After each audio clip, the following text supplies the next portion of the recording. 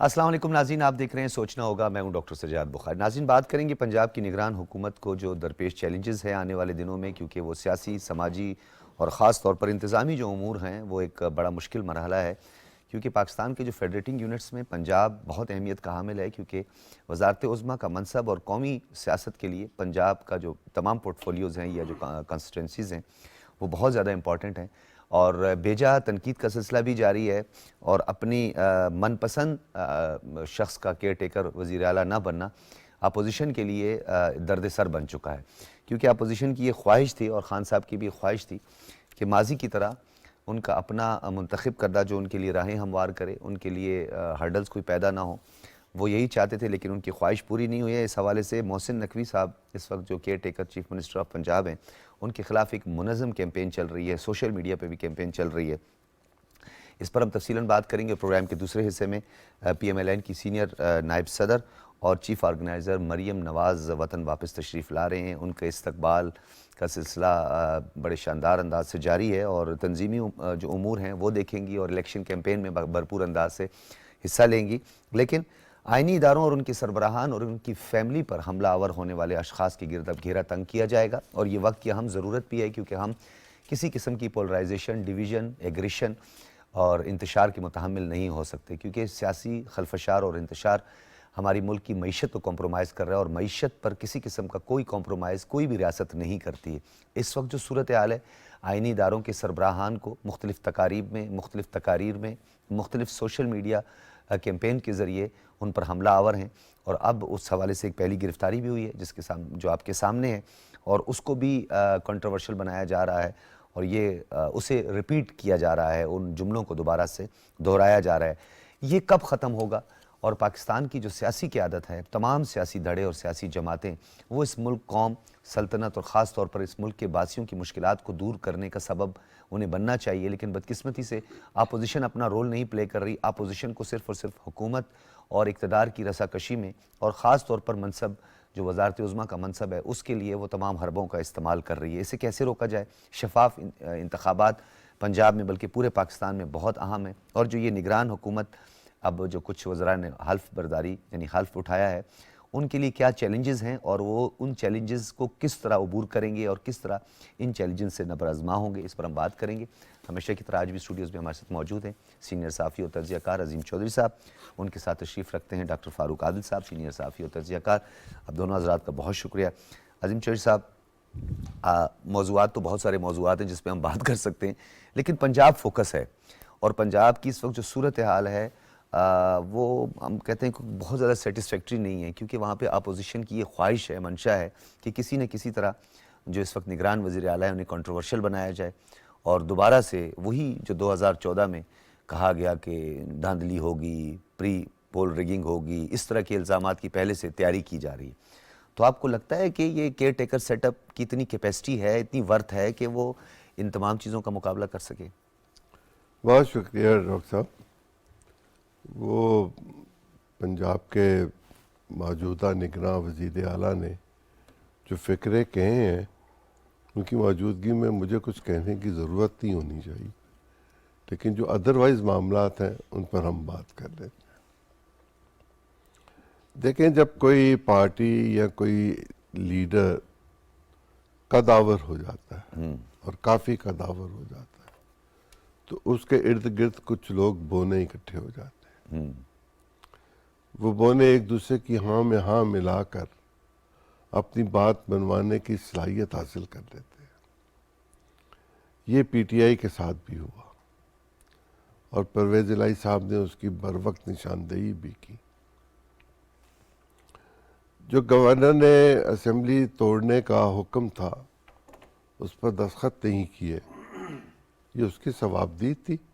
Constitution میں لکھا ہوا ہے کہ گورنر اگر سائن نہیں کرے گا اسمبلی پر تو خود بخود تو 48 گھنٹے میں خود بخود ختم ہو جائے گی۔ لیکن یہ کہیں نہیں لکھا ہوا کہ گورنر اگر وقت نہیں دے گا تو وقت خود بخود قائم میں آ جائے گا۔ یہ کہیں نہیں لکھا ہوا۔ یہ درست ہے کہ اس میں لکھا ہے کہ 90 دن میں انتخابات ہونے چاہیے، اس کا انتظام کرنا چاہیے، لیکن ساتھ ہی 252 میں یہ بھی لکھا ہے کہ اگر آئین کی کوئی چیز جو کسی خاص وقت پر ہونا ہو وہ کسی وجہ سے نہ ہو سکے اور جب ہو تو اس کا مطلب یہ نہیں ہے کہ وہ ہو نہیں سکتی تھی. یعنی وہ جو تاخیر تھی اس تاخیر کو وہ ضم کر لیتی ہے کلاز اپنے اندر. مثلاً آئین کو، یعنی آئین خود 252 میں تحفظ دے رہا ہے. جی اس ایکٹ کے نہ ہونے کو خود بخود تحفظ دیتا ہے. ٹھیک ہے. مثال کے طور پر پاکستان کے آئین میں لکھا تھا کہ 10 سال کے اندر اردو قومی زبان بن جائے گی. 75 برس گزر گئے، ابھی بھی انگریزی میں بات ہوتی ہے. کیوں؟ اس لیے کہ وہ 252 اس کو کہیں نہ کہیں کچھ نہ کچھ کور دے دیتی ہے، باوجود اس کے کہ سپریم کورٹ کا فیصلہ بھی اس پر آیا ہوا. اب معاملہ کیا ہے؟ کوٹا سسٹم اور بہت ساری چیزیں. اس میں معاملہ کیا ہے؟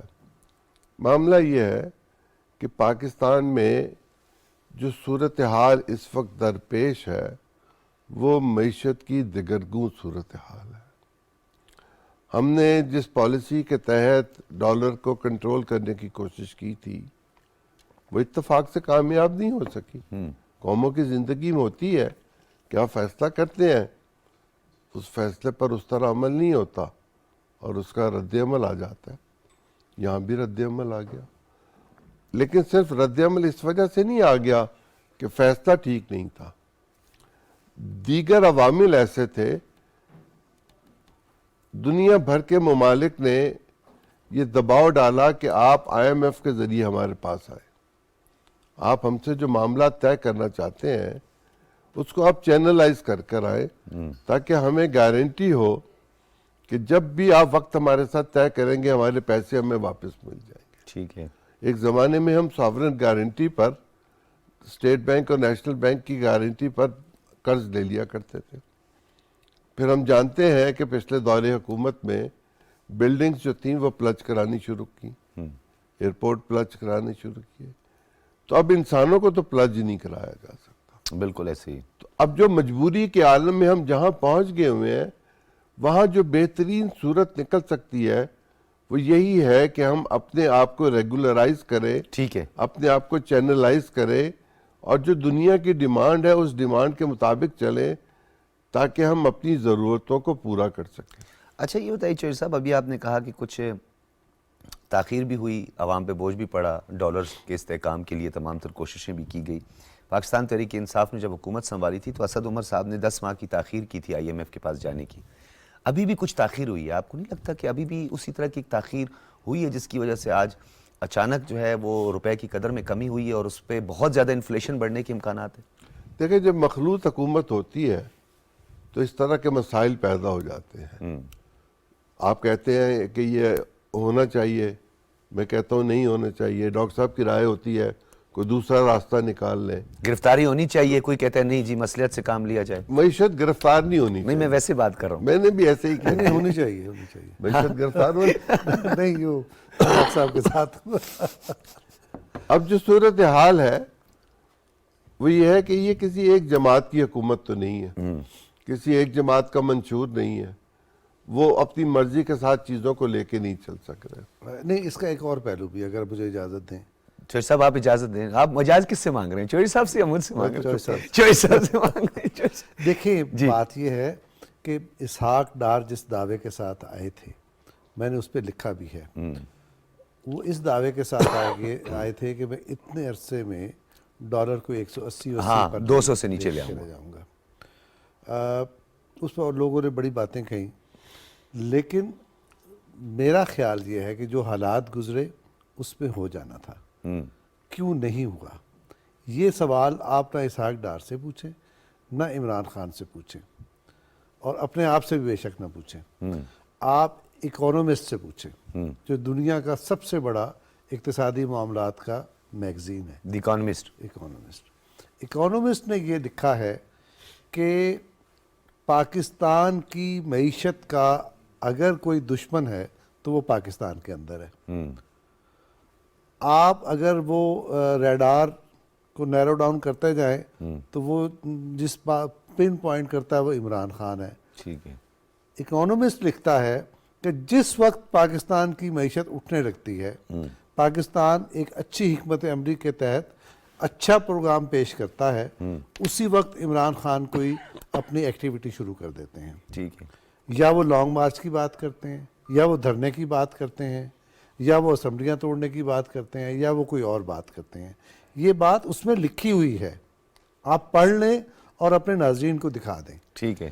کہ اصل بات یہ ہے کہ جس وقت آپ نے ایک درست فیصلہ کر کے اپنی معیشت کو سہارا دینے کی کوشش کی, عین اسی وقت عمران خان متحرک ہوئے اور انہوں نے ایک نیگیٹو اور ایک تخریبی سرگرمی اختیار کی. ٹھیک ہے. بہت ساری تخریبی سرگرمیاں ہیں, لیکن ان کو روکا نہیں گیا. بہت ساری تخریبی سرگرمیاں ہیں, ان کو آپ لسٹ کر سکتے ہیں. ٹھیک ہے. لیکن آپ چھوڑ دیں اس کو بھی. آپ سابق وزیر خزانہ جو عمران خان کے تھے, وہ بینکر, 2 بینکر تھے سر. شوکت ترین صاحب. جی جی. شوکت ترین صاحب کی وہ ٹیلی فونک گفتگو جو ہے وہ سامنے لے آئیں, جس میں وہ پنجاب اور کے پی کے وزراء خارجہ وزیر خزانہ کو کہہ رہا ہے کہ بے شک بھاڑ میں جائے پاکستان کی معیشت, بینک کرپٹ ہو جائے پاکستان, لیکن آپ آئی ایم ایف سے اس کی ڈیل ناکام بنا دیں. سر یہ جرم نہیں تھا, یہ غداری تھی. تو یہ غداری کی پھر اس کا جو مرتکب میں افراد نے یہ دیکھا کہ ایف آئی اے میں ایک پیشی ہوئی, اس کے بعد مجھے نہیں پتا کیا ہوا. تو کہنے کا مطلب یہ ہے کہ اگر معیشت ہماری سٹرونگ نہیں ہوئی, اگر ہمارا روپیہ طاقتور نہیں ہوا, تو اس کے پیچھے بھی وہی لوگ بیٹھے ہیں جو پاکستان کو عدم استحکام سے دوچار کر رہے ہیں. ٹھیک ہے. میں معافی چاہتا ہوں, اور میں نے بڑی مہربانی کی چوہے صاحب نے کہ مجھے اس میں ایڈ کرنے کی اجازت دی, ورنہ صورتحال یہ تھی کہ وہ سارا اتحادی حکومت پہ سارا بوجھ منتقل ہو رہا تھا. میں نے کہا کہ ایک پوزیشن اور. آپ نہیں سمجھتے ڈاکٹر صاحب کہ کہیں نہ کہیں حکومت اس حوالے سے کچھ دیر کی اور کچھ تاخیر ہوئی ہے کہ جہاں پہ ہمارے قومی اداروں کے تشخص کو, شخصیات کو پوری دنیا میں ان کا مذاق اڑانے کی کوشش کی گئی, پھر ایک سوشل میڈیا کیمپین جو چلائی جا رہی ہے اس وقت بھی ہم دیکھ رہے ہیں, اس میں ہمارے جو آئینی ادارے ہیں, ان کے سربراہان, جو ہمارے قومی ادارے ہیں, جو ہمارے انسٹیٹیوشنز ہیں, ان کے خلاف ایک منظم پروپیگنڈا چل رہا ہے. یہ اگر کسی اور سیاسی جماعت کی جانب, اور ماضی کی مثالیں ہمارے سامنے موجود ہیں, ہم نے, آپ کو نہیں لگتا کہ ہم نے تاخیر کی ہے؟ بہت تاخیر کی. اور ہم یہ بھی کہ جی ہم سیاسی مفاہمت یا ہم کہیں نہ کہیں کسی ڈپلومیسی کے تحت جو ہے ان بڑے ایشوز کو کمپرومائز کر گئے اور آج اس نہج تک پہنچ گئے. ان معاملات کو کئی اعتبار سے دیکھا جا سکتا ہے.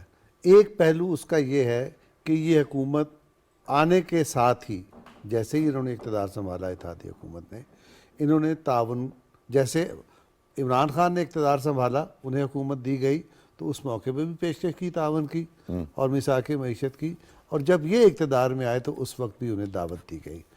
تو جب آپ کسی کو دعوت دیتے ہیں تو آپ کو تھوڑا سا نرم رویہ اختیار کرنا پڑتا ہے. تو ایک پہلو تو ممکن ہے کہ یہ ہو. دوسرا پہلو یہ ہو کہ جو بڑے اقدامات آپ کرنا چاہتے ہوں, ایک میں تصحیح زبان کی بھی کر دوں, ہمارے یہاں لوگ اقدامات اٹھانا کہتے ہیں, اقدامات کرنا ہوتا ہے, اقدامات کیے جاتے ہیں. جی ہاں. تو جن اقدامات کی ضرورت تھی وہ ممکن ہے کہ اس میں کچھ مصلحتیں کار فرما ہوں, کہیں آپ یعنی وہ ہے نا, یہ کیا تو یہ ہو جائے گا, یہ نہ کیا تو اس طرح کے کچھ مسائل درپیش ہوں. میرا خیال یہ ہے کہ اب جو 8 ماہ کا عرصہ گزرا ہے, اس دوران میں وہ سارے ifs اینڈ بٹس جو ہیں وہ کور ہو گئے ہیں, اور اب کارروائی کا مرحلہ شروع ہو گیا ہے. اور یہ فواد چودھری صاحب کی گرفتاری اس میں ایک بڑی اہمیت رکھتی ہے. اس کے علاوہ ہمیں کبھی آپ آئندہ پوچھیں گے تو میں بتاؤں گا کہ کیا پیغام آیا, کہاں سے آیا ہے, لیکن ایک پیغام بھی آیا ہے. اس پیغام نے پاکستان کے جو بنیادی سٹیک ہولڈرز ہیں ان کو یہ بتایا ہے کہ اگر اب آپ سٹرکٹ نہیں ہوں گے اور اپنی معیشت کو اسی طرح کے تجربات اور اس طرح کے انتہا پسندانہ رویوں سے متاثر کرتے رہیں گے, تو پھر میں آپ کو یہ بتا دوں, پیغام دینے والے نے کہا کہ یہ ہمارے ٹیکس پیئرز کا پیسہ ہے. ٹھیک ہے.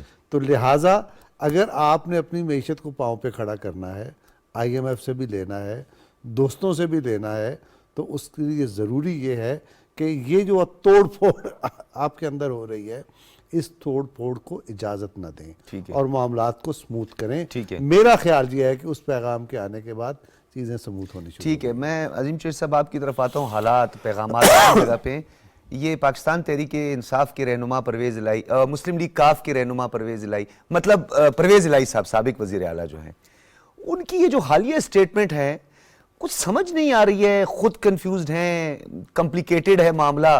مجھے رہنما کہنے میں تھوڑی پرابلم ہو رہی ہے، دقت ہو رہی ہے. ایسے ایک جملہ مجھے کہنا ہے، جواب چودھری صاحب ہی دیں گے. جی جی پلیز. انہوں نے مزے لے لے کر جو گفتگو کی ہے اور جو ریلیز ہوئی ہے اس کی طرف آپ میں چاہ رہا ہوں نا، اس لیے میں کہہ رہا ہوں کہ میرے لیے تھوڑی پرابلم ہو رہی ہے نا سر. رہنما کون سی جماعت کا میں کہوں، کیونکہ یہاں پہ معاملہ بڑا کمپلیکیٹڈ ہے. وہ یہ پنجاب کو کس طرف لے کے جا رہے ہیں؟ ان کی اپنی جماعت کے سابق صدر کے صاحبزادے نے ان سے اس بارے میں مخاطب ہونے کی کوشش کی اور یہ کہا کہ کہیں 4 بندے یہاں سے پکڑ لیے، 4 یہاں سے پکڑ لیے، ہم آپ کی حیثیت کو جانتے ہیں اور ہمیں پتہ تھا کہ آپ یہی کچھ کریں گے. اب حماد عدد صاحب چونکہ 4 دفعہ وزیر رہ گئے ہیں اور ان کے والد محترم جو تھے وہ پی ایم ایل کیو کے پہلے پریزیڈنٹ تھے، تو وہ آپس میں مکا کر لیں گے. ویسے تو پرویز الہی صاحب نے فواد کے بھائی کو فون کر کے معافی بھی مانگی ہے، لیکن کیا اچھا ہو کہ اگر وہ اپنے بڑے بھائی چودھری شجاعت سے معافی مانگ لیں، اور اگر ان سے معافی مانگ لیں اور وہ معافی دے دیں تو شاید ان کی یہاں بھی معافی ہو جائے اور باقی جگہوں پر بھی معافی ہو جائے. ٹھیک ہے. بصورت دیگر سیاست کی بساط لپیٹتے میں کوئی دیر نہیں لگتی، وہ لپٹ جائے گی وقت کے ساتھ. سر وہ دیکھیے کہ نیچرل بھی تو ہے، انہوں نے اپنے فرزند کی زیادہ بات ماننی ہے. مونس الہی نے تو ان کو فائدہ پہنچایا. کہاں ہے وہ فرزند؟ دیکھیں یہ جو پرانے تجربہ کار پولیٹیشنز ہوتے ہیں وہ دوربین ہوتے ہیں، وہ آنے والے وقت کو سمجھ سکتے ہیں کہ اس چال کے نتیجے میں اگلی چال کیا ہو سکتی ہے. انہیں یہ اندازہ ہوتا ہے کہ حالات کا رخ کس طرف لے جائے گا، اور دریا کے بیچ میں کھڑے ہو کر بڑکے نہیں مارا کرتے، دریا کی سائیڈ پہ کھڑے ہو جائے اور پھر نظارہ کریں، پھر آپ بڑک مانیں. لیکن جب آپ پاکستان کی پوری پالیٹکس کو اپنے ارد گرد گھمانا چاہیں اور آپ کے مخصوص قسم کے مقاصد ہوں کہ آپ ملک میں انتشار پھیلانا چاہتے ہیں، آپ بدامنی چاہتے ہیں، آپ اس کے نتیجے میں معاشرتی زندگی کو تباہ کرنا چاہتے ہیں، آپ معیشت کو تباہ و برباد کرنا چاہتے ہیں، آپ مورل فائبر جو ہے ہمارا اس کو توڑنا چاہتے ہیں، توڑ دیا ہے، اور آپ سڑکوں پر احتجاج کرنا چاہتے ہیں. انہوں نے خود کہا کہ میں نے کہا 25 مئی یاد رکھ کر رہو، 25 مئی کو جو ہوا تھا، تو 25 مئی کو جو ہوا وہ تو انہی کی حدود میں ہوا. اسلام آباد آنے سے تو منع کیا گیا تھا، وہ تو انہی کی حدود تھی، وہیں پر سب چیزیں ہو رہی تھیں، اور بعد میں بھی جو کچھ ہوا وہ انہی کی حدود میں ہوا. پالیٹکس کو سمجھنے. سر یہ بتائیے گا کہ کراؤڈ پلر بھی تو آ رہی ہیں ابھی، تو اس کراؤڈ پلر کے آنے سے، مریم نواز صاحبہ کے آنے سے آپ کو لگتا ہے کہ پنجاب کی سیاست ایک نئے نہج اور نئے موڑ پر آ جائے گی اور دوبارہ سے آپ کو لگتا ہے کہ ریوائیول ہوگا؟ ایسا ہے کچھ؟ دیکھیں میں اس بارے میں یہ رائے رکھتا ہوں، مجھے یوں محسوس ہوتا ہے، ممکن ہے غلط ہوں، میری ساری رائے ہی غلط ہو، کہ وہ صورتحال جو میاں نواز شریف صاحب نے گجرانوالہ کی تقریر کے بعد پاکستان کی پالیٹکس میں ارتعاش پیدا کیا تھا، جس کے نتیجے میں ان کی پاپولیرٹی میں بے شمار اضافہ ہوا تھا، اور چونکہ پھر کایا پلٹی اور عمران خان صاحب اس جگہ پر کھیلنے کے لیے چلے گئے، اب ان سے وہ میدان واپس لینے کے لیے محترمہ مریم اس طرح کی زبان، اس طرح کے واقعات اور اس طرح کے معاملات کو لے کے چلیں گی. ابھی تھوڑی دیر پہلے ان کے شوہر نامدار نے یہ کہا ہے کہ جنہوں نے غلط کیا ہوا ان کو کٹہرے میں لے کر آنا ہے. وہ 5 ججوں کی بات کر رہے ہیں، کچھ اور لوگوں کی بات کر رہے ہیں. یہ آپ کا بڑا ایک اہم نقطہ ہے، میں ڈاکٹر صاحب کو بھی چاہوں گا انوالو کروں. ڈاکٹر صاحب یہ عظیم چودھری صاحب کا بڑا ایک اہم بات ہے جو کہ کیپٹن صفدر نے ابھی کچھ دیر پہلے اپنی پریس کانفرنس میں بھی یہ بات کی ہے. سردار یوسف صاحب بھی ان کے ساتھ مذہبی امور جو سابق منسٹر تھے وہ بھی بیٹھے تھے، انہوں نے یہ بات کی ہے. آپ کو نہیں لگتا کہ کوئی بھی مبررہ نہیں ہونا چاہیے جو بھی ملک کے آئین کے ساتھ، دستور کے ساتھ، یا ہماری روایات کے ساتھ، یا کوئی ڈسکرمنیشن کے زمرے میں آتا ہو، کوئی اس طرح کا کام کیا، اس کا احتساب ہونا چاہیے، بھلے وہ کسی جماعت سے ہو، کسی آئینی ادارے سے ہو، کوئی بھی ہو؟ بالکل ٹھیک ہے، ایسا ہی ہونا چاہیے. لیکن تاکہ آنے والوں کے لیے مثال قائم ہو نا سر. لیکن بدقسمتی سے ایسا کبھی ہوا نہیں.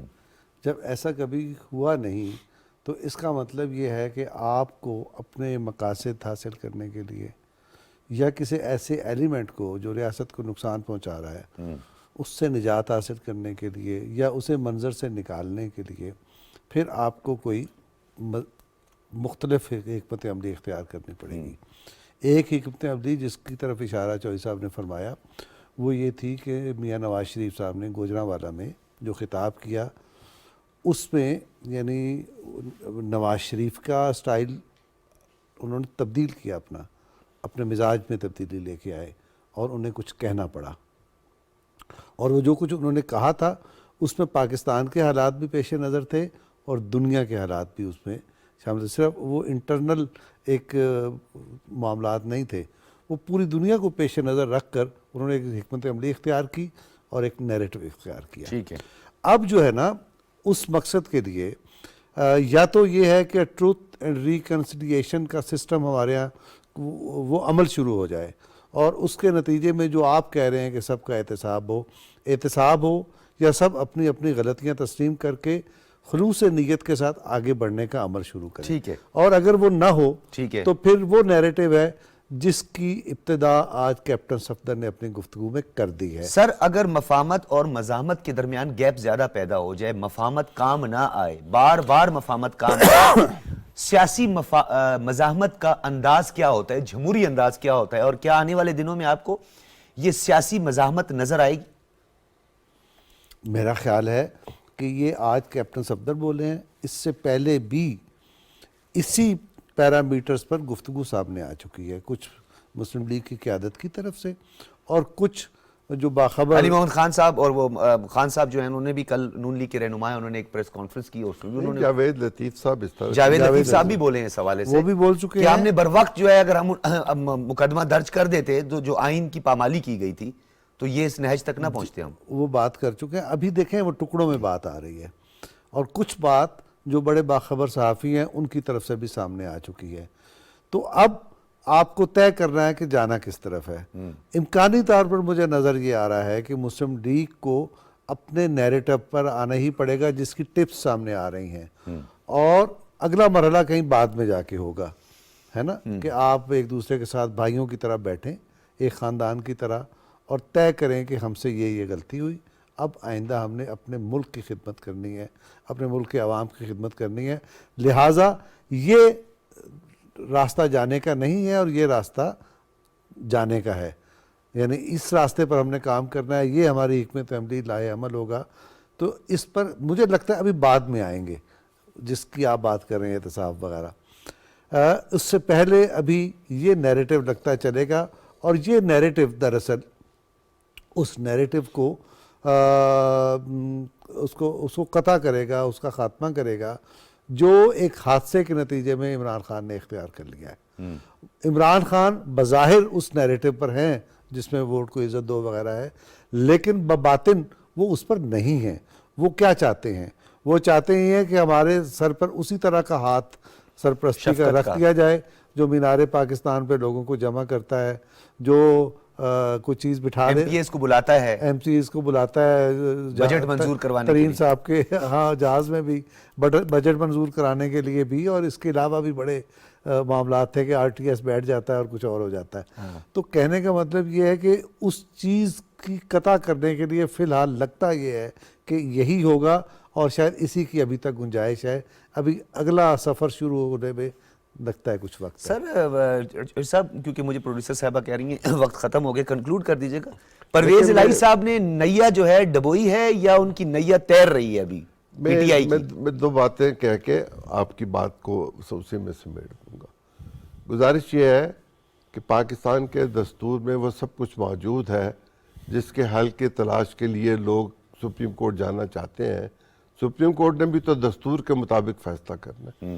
سیاسی فیصلے اگر میدان میں کر لیے جائیں تو وہ زیادہ بہتر اب عدالتوں میں لے کر جانے کی بجائے, اور پھر آپ ججوں کے بارے میں جو ریمارکس آتے ہیں, اگر آپ کی مرضی کے فیصلے نہ آئیں, ہاں تو آپ کو اس کی ضرورت ہی نہیں پڑے گی اگر آپ سیاسی طور پر فیصلہ کریں گے. پنجاب کے جو معاملات ہیں وہ اپنی جگہ پر, لیکن پاکستان کے معاملات اس سے زیادہ ضروری ہیں. اگر پاکستان کی اکانومی ٹھیک ہوگی تو پاکستان میں الیکشن وقت پر ہوگا. مردم شماری سی سی آئی کے تحت آپ نے معاہدہ کیا ہوا ہے, ایک دفعہ الیکشن اس مردم شماری پہ کرانے کا وہ گزر گیا ہوا ہے.